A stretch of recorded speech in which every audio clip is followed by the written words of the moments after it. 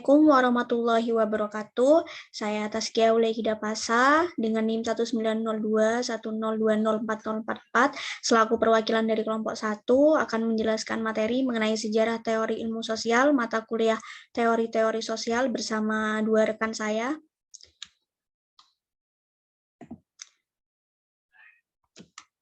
Yaitu yang pertama ada Nurul Istiqomah dengan NIM 190210204006 dan yang kedua yaitu Salsabella Safitri dengan NIM 190210204096. Selanjutnya akan memasuki sesi pembahasan materi yang akan dijelaskan oleh rekan saya Nurul Istiqomah, dipersilakan.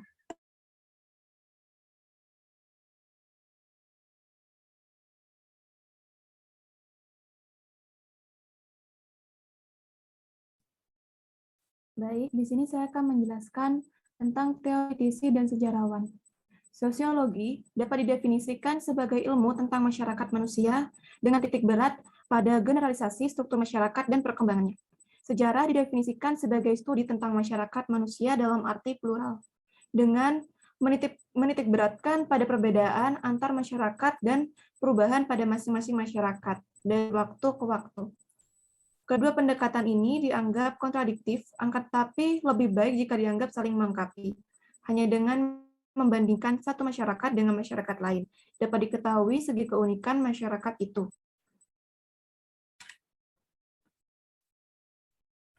Slide selanjutnya.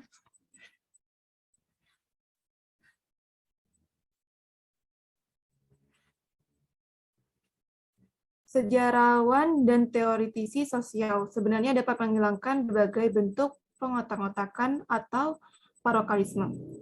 Sejarawan berpeluang untuk mudah terjebak pada pengotak-ngotakan dalam arti yang hampir harfiah, karena sejarawan terbiasa mengkhususkan diri kepada kawasan tertentu. Maka mereka mungkin akan menganggap pengotak-ngotakan studi mereka itu unik, ketimbang menganggapnya sebagai suatu gabungan yang khas dari berbagai unsur yang juga dimiliki disiplin lain. Gejala pengotak-ngotakan dalam arti kiasan yaitu lebih menyangkut waktu ketimbang tempat.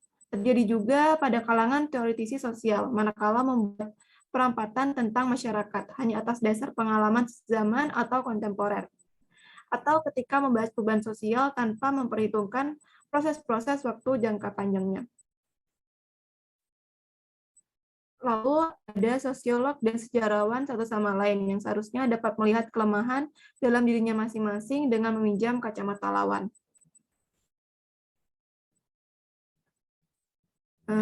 Di sini celakanya kelompok yang satu cenderung memandang jelek yang lain. Contohnya di Inggris misalnya. Banyak sejarawan yang masih memandang sosiolog sebagai orang yang suka menggunakan istilah selingkungan, jargon yang kasar dan abstrak untuk menyatakan hal-hal yang sudah jelas, tidak memiliki sensi, waktu, dan tempat, membenamkan individu ke dalam kategori yang kaku. Maka untuk menutup semua ini, mereka menyebut kegiatan mereka sebagai hal-hal yang ilmiah.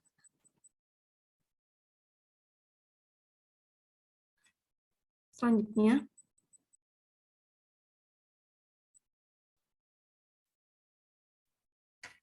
sebaliknya, sejak lama kalangan sosiolog menganggap sejarawan sebagai pengumpul fakta atau fact collector amatiran yang rabun dan yang tidak mempunyai sistem atau metode dan ketidakakuratan database-nya kemudian dicocokkan dengan kekurangan mereka dalam menganalisis. Singkatnya, meski jumlah di bahasawan makin banyak atau karya-karya mereka akan dibicarakan, para sosiolog dan sejarawan ternyata masih belum berbicara dalam bahasa yang sama. Dialog mereka seperti pernah dikatakan oleh sejarawan Francis Fernand Braudel tahun 1958 bagaikan dialog si tuli. Untuk memahami keadaan ini, maka diperlukan untuk memandang disiplin-disiplin ilmu yang berbeda sebagai profesi yang berbeda dan bahkan sebagai subbudaya yang berbeda pula, yang memiliki bahasa, nilai-nilai, dan mentalitas atau pola pikir masing-masing yang dibangun melalui proses pelatihan atau sosialisasinya sendiri. Sosiolog misalnya dilatih untuk mengamati atau merumuskan aturan-aturan yang umum dan kerap mengabaikan perkecualian atau keunikan. Menurut Bacon 1962 dan Erikson tahun 1970, sejarawan terbiasa mencermati detail-detail yang konkret tetapi mengabaikan pola-pola umum. Dari sudut pandang sejarah, jelas bahwa kedua pihak melakukan kesalahan dalam penempatan waktu atau anakronisme. Sampai belum lama ini, banyak teoritisi sosial menganggap sejarawan seolah-olah masih terpaku pada penceritaan peristiwa-peristiwa politik. Pendekatan mereka yang menonjolkan model pendekatan sejarawan besar abad ke-19, yaitu Leopold von Ranke. Selanjutnya.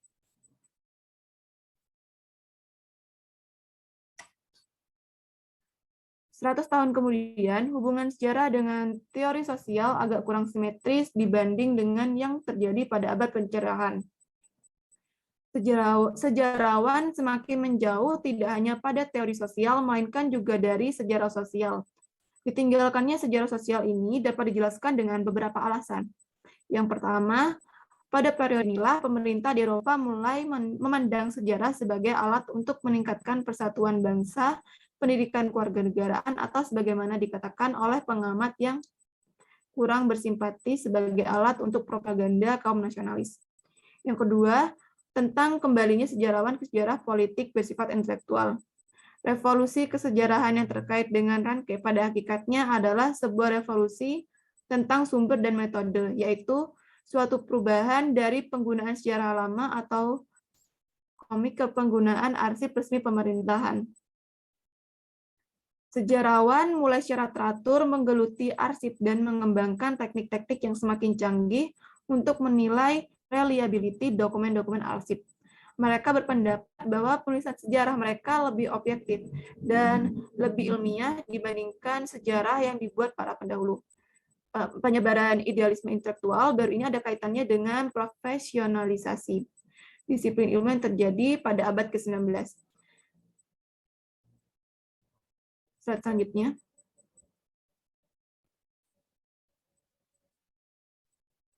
Ringkasnya, revolusi kesejarahan Ranke membawa konsekuensi yang tak terduga, tetapi amat penting, karena pendekatan dokumen yang baru itu berfungsi baik bagi sejarah politik yang tradisional. Maka pengabdasian itu membuat sejarawan abad ke-19 lebih sempit dan terkesan kuno daripada pendahulu mereka di abad ke-18. Sebagian dari mereka menolak adanya sejarah sosial mereka karena telah dianggap tidak dapat dikaji secara ilmiah. Sebagian lainnya menolak karena alasan yang sebaliknya, yakni karena terlalu ilmiah. Artinya sosiologi itu abstrak dan umum serta tidak memberi tempat bagi keunikan terhadap individu dan peristiwa. Slide selanjutnya.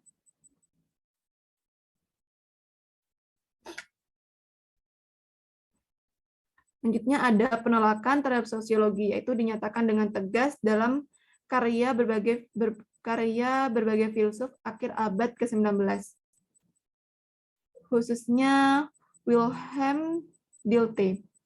Dilthey yang menulis sejarah kebudayaan dan juga filsafat berpendapat bahwa sosiologi yang dikembangkan Comte das Pincer bersifat ilmiah semua karena memberikan penjelasan sebab akibat.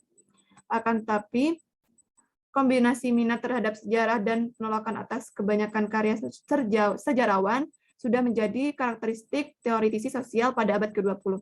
Sebagian dari mereka, seperti pakar geografi Francis Paul Vidal, sosiolog Jerman Ferdinand, serta antropolog Skotlandia James Fraser memulai karirnya bahkan sebagai sejarawan, khususnya yaitu ahli sejarah kuno.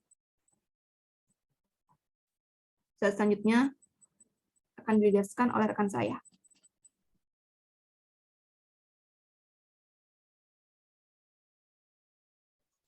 Selanjutnya ada penolakan terhadap masa lalu. Setelah wafatnya Durkheim pada tahun 1917 dan Weber pada tahun 1920, memunculkan beberapa alasan sehingga membuat generasi teoritis sosial tidak akan lagi menghiraukan masa lalu. Selain itu, para ahli ekonomi terpecah dalam dua arah yang saling berlawanan. Joseph di Austria, Francois Simian di Perancis, dan Nikolai Kondratiev di Rusia. Masing-masing dari mereka menggunakan statistik tentang masa lalu untuk menelaah perkembangan ekonomi, utamanya siklus perdagangan. Francois Simian menulis artikel polemik akademik yang menentang yang ia sebut 3 berhala di kalangan sejarawan, yaitu berhala politik, berhala individu, dan berhala kronologi. Dalam artikel yang ditulisnya, Simian menolak atas julukan Event Center History, yang artinya sejarah yang berpusat pada kejadian dan mencela kecenderungan mencocok-cocokkan kajian-kajian ekonomi dalam kerangka politik, seperti pada kasus penyelidikan industri Prancis sesama pemerintahan Henry N. pada Semian 1903.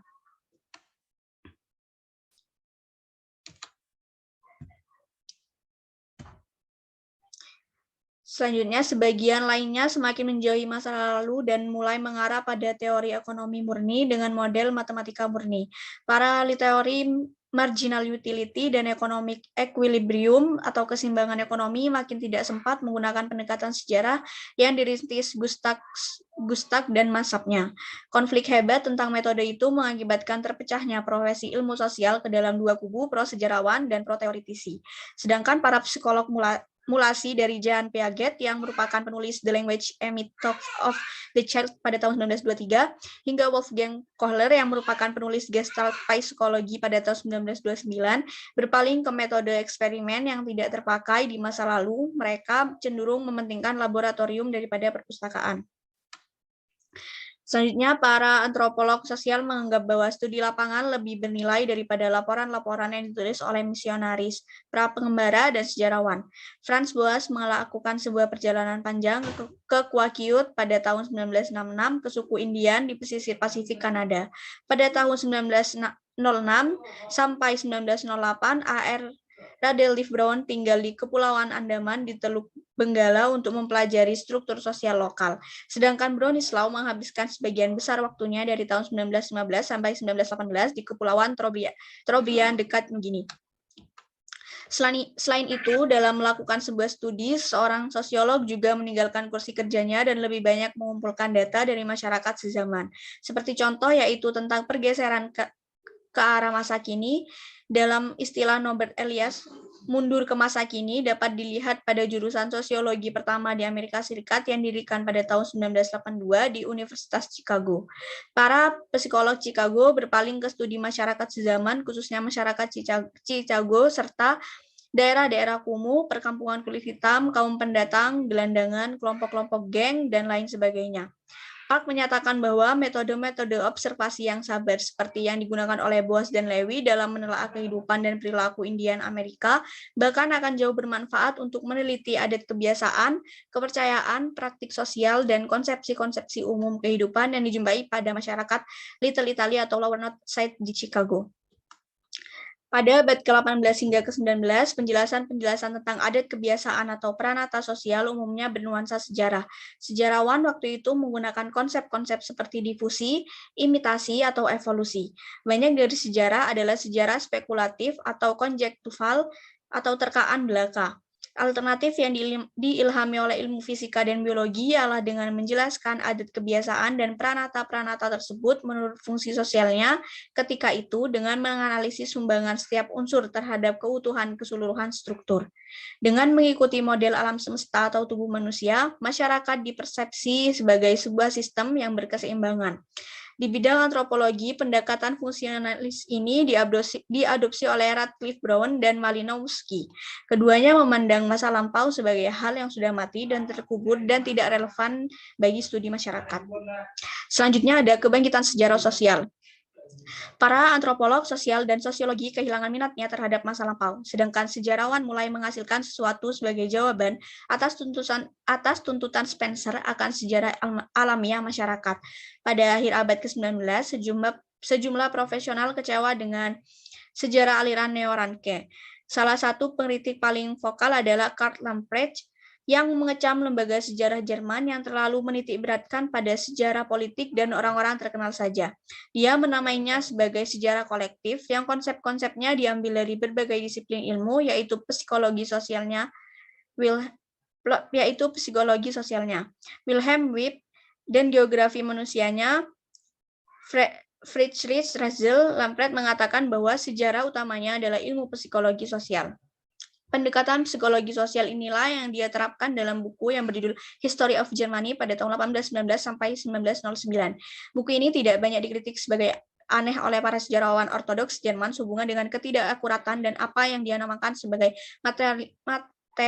materialisme dan reduksionisme.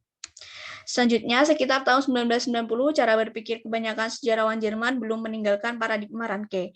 Ketika Max Weber melakukan studi tentang hubungan Protestanisme dan kapitalisme, dia berhasil meramu karya-karya para koleganya yang tertarik pada masalah itu. Cuma saja yang paling penting di antara mereka yakni Werner Sombart dan Ernst Sturz adalah ketua bidang ilmu ekonomi dan teologi dan bukan sejarah.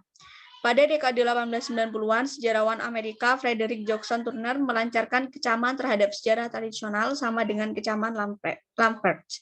Semua bidang kegiatan manusia harus diperhatikan katanya. Tidak ada bagian kehidupan sosial dapat dipahami secara terpisah dari yang lainnya. Di Perancis tahun 1920-an ada era gerakan sejarah jenis baru yang dipimpin oleh dua guru besar Universitas Strasbourg, Marc Bloch dan Lucien Weber.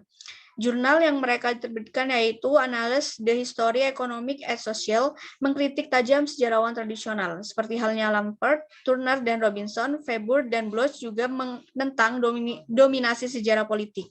Ambisi mereka ialah ingin menggantikan sejarah politik dengan sejarah yang lebih luas dan lebih manusiawi. Suatu sejarah yang berbicara tentang semua kegiatan manusia, dan kurang berminat pada penceritaan kejadian dibanding kepada analisis struktur, sebuah istilah yang sejak itu menjadi favorit para sejarawan Prancis dengan julukan mazhab. Selanjutnya ada Bloch, tewas di depan regu tembak Jerman pada tahun 1944, sedangkan Weber selamat dari Perang Dunia II dan kemudian memimpin lembaga sejarah Prancis. Tentu saja sebagai rektor École des Hautes Études and Science Sociales yang baru dibangun kembali, dia berhasil mendorong kerjasama antar disiplin dan menempatkan sejarah pada posisi dominan di antara ilmu-ilmu sosial. Weber diteruskan oleh penggantinya Feman Braudel. Selain sebagai penulis buku yang disebut-sebut pantas dianggap sebagai karya sejarah paling penting abad itu, Braudel juga menguasai ilmu ekonomi dan geografi, dan ia adalah seorang yang sangat yakin dan dengan pasar bersama ilmu-ilmu sosial. Sejarah sosial telah mendapat perhatian serius cukup lama di Prancis dan Amerika Serikat, dan di sana hubungan antara sejarah sosial dan teori sosial amat akrab. Ini bukan berarti tidak ada hal-hal seperti yang terjadi di tempat-tempat lain pada paruh pertama abad ke-20. Selama periode ini tidak sulit ditemukan sejarawan sosial berorientasi teori misalnya di Jepang, Uni Soviet, dan di Brasil. Slide pembahasan selanjutnya akan dijelaskan oleh rekan saya.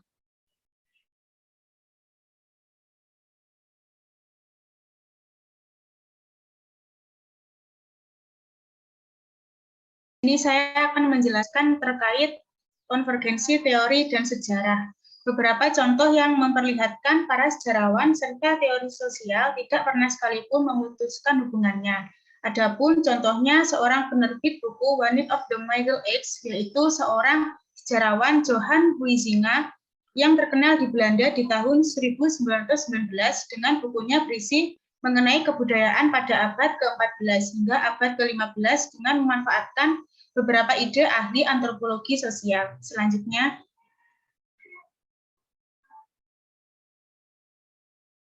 di tahun 1960-an, beberapa buku yaitu The Political System of Empires milik Samuel N. Eisenstadt pada tahun 1963, buku karya Simon M. Lipset dengan judulnya The First Nation pada tahun 1963, buku karya Charles Tilly dengan judul The Vendor pada tahun 1964, buku karya Barrington Moore dengan judul Social Origins of Dictatorships and Democracy pada tahun 1966, serta buku karya Eric Wolf di tahun 1969 dengan judul Peasant Wars, hanya menyebutkan contoh-contoh penting, serta semuanya menyuarakan peran untuk mendorong rasa tujuan yang sama antara teori sekuens sejarawan sosial. Selanjutnya, pada 20 tahun terakhir, kecenderungan tersebut masihlah berlanjut. Dengan banyaknya seorang antropolog sosial, khususnya Clifford Geertz di tahun 1980, dan Marshall Sahlins di tahun 1985, memasukkan dimensi sejarah ke beberapa kajiannya. Beberapa sosiolog dari Inggris yaitu Ernest Gardner, Johann Hall, dan Michel Mann, mereka kembali menghidupkan kembali suatu proyek dari abad ke-18 tentang sejarah filsafat, dengan arti kajian tentang sejarah dunia yang mengikuti tradisi dari Adam Smith, Karl Marx serta Max Weber dengan bertujuan yaitu dalam membedakan tipe-tipe masyarakat dan menjelaskan bagaimana proses terbentuknya peralihan dari satu tipe ke tipe yang lainnya. Kajian karya Eric Wolf, seorang antropolog, yaitu Europe and the Peoples Without History, memiliki kajian skala yang sama pada tahun 1982 dengan suatu kajian mengenai hubungannya Eropa di beberapa negara yang lainnya di dunia yang dimulai dari tahun 1500.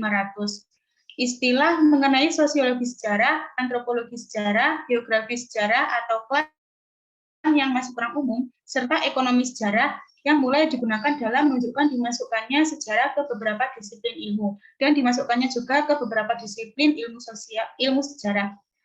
Konvergensi dengan didasari pada kesamaan ranah atau kawasan intelektual yang terkadang mengakibatkan sengketa perbatasan. Contohnya, mana batas akhir geografi sejarah, serta yang mana batas awal sejarah sosial. Serta terkadang bermunculan macam istilah untuk fenomena yang sama. Namun sebaliknya, konvergensi tersebut mungkin akan dimanfaatkan ke berbagai keterampilan maupun sudut pandang dalam proses pemecahan persoalan secara bersamaan. Selanjutnya, terdapat berbagai alasan yang jelas atas makin eratnya hubungan antara sejarah dan teori sosial. Perubahan sosial yang begitu cepat menjadi daya tarik sosiolog serta antropolog yang sebagian diantaranya telah menelaah ulang terkait beberapa objek studi lapangannya dan ternyata sudah berubah sebab terintegrasi ke dalam sistem ekonomi dunia. Beberapa pakar demografi yang menelaah terkait ledakan penduduk di dunia serta beberapa ekonom ataupun sosiolog yang menganalisis persyaratan-persyaratan pembangunan pertanian serta industri di berbagai negara dan disebut negara terbelakang, yang mendapati bahwa yang telah mereka kaji ialah mengenai perubahan dari waktu ke waktu atau bisa dikatakan sebagai mengkaji sejarah. Sebagian diantaranya yaitu Henry, seorang ahli kependudukan dari Prancis, ataupun Immanuel Wallerstein, seorang sosiolog dari Amerika yang tertarik untuk memperluas penyelidikannya sampai jauh ke masa silam. Selanjutnya, adapun beberapa cara dalam menyatukan sejarah klan teori. Sejarawan-sejarawan juga telah setuju bahwa teori tertentu klan berusaha dalam mengaplikasikan ke dalam karya para sejarawan tersebut. Seperti di kebanyakan kaum Marxis, contohnya saja mengenai ketegangan yang terkadang memberikan manfaat yang ada pada persoalan ini. Seseorang bisa melakukan penelitian mengenai riwayat intelektual Edward Thompson bahwa dirinya menyatakan sebagai empiris Marxis. Para sejarawan lainnya hanya memiliki ketertarikan saja pada teori, namun tidak terikat pada teori tersebut. Beberapa sejarawan tersebut mengatakan bahwa suatu teori hanya dipakai dalam mencari suatu pertanyaan, bukan suatu jawaban. Membaca penelitian Malthus bahwa di dalam bacaannya telah mendorong keberanian beberapa sejarawan yang tidak menyetujui dengan Malthus dalam meneliti perubahan hubungan pertambahannya penduduk dengan menggunakan beberapa alat pemenuhan kebutuhan, sehingga khususnya pada generasi baru bisa menjadi daya tarik teori tersebut dapat memperkaya praktik sejarah. Namun jika bisa ditambahkan bahwa saat ini manusia tidak sedang berada pada zaman keemasan intelektual, seperti halnya yang terjadi pada sejarah pergulatan intelektual, bahwa beberapa permasalahan baru datang ketika seseorang sedang mengupayakan dalam proses pemecahan permasalahan yang ada. Sehingga istilah tentang konvergensi ialah suatu istilah yang salah dalam menggambarkan berubahnya suatu hubungan dari sejarah klan sosiologi. Beberapa orang mengatakan bahwa konvergensi merupakan istilah yang lunak dan hanya mengisyaratkan mengenai kedua belah pihak tersebut jika keduanya saling dekat, namun ia tidak menyebutkan mengenai pertemuan dan kesepakatan. Selanjutnya, saat ini sejarah sosial mulai terancam pecah dan terbagi ke dalam dua kelompok. Kelompok yang satu memiliki ketertarikan dengan kecenderungan umum yang memiliki skala besar. Adapun kelompok yang satu lagi pada studi kasus yang memiliki skala kecil. Misalnya saja yang terjadi di negara Jerman. Kedua kelompok ini memiliki konflik, yaitu yang satu ialah kelompok yang disebut sejarawan sosial, misalnya Hans Ulrich, sedangkan yang kelompok satunya ialah suatu kelompok yang menganut sejarah mikro, misalnya Hans Medic. Baik, untuk selanjutnya saya serahkan kembali kepada moderator yang bertugas. Baik, terima kasih. Penyampaian materi telah selesai. kesimpulan yang didapat yaitu pada sejarah teori ilmu sosial ini memiliki beberapa alasan historis yang melatar belakangi terbentuknya teori ilmu sosial ini, yaitu salah satu penyebab adanya hubungan dari teoritisi sosial dan sejarawan, khususnya dalam beberapa dekade sebelumnya masih belum terjalin dengan akrab, bahkan cenderung saling berdiri sendiri.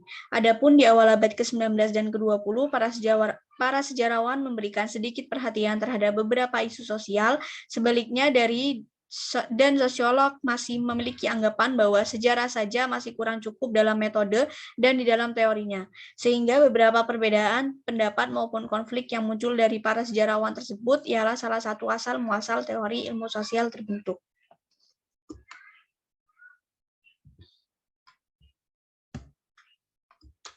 Berikut referensi yang kami gunakan yaitu Burkepe pada tahun 2015, Sejarah dan Teori Sosial, edisi kedua, terjemahan Jakarta, Yayasan Pustaka Obor Indonesia.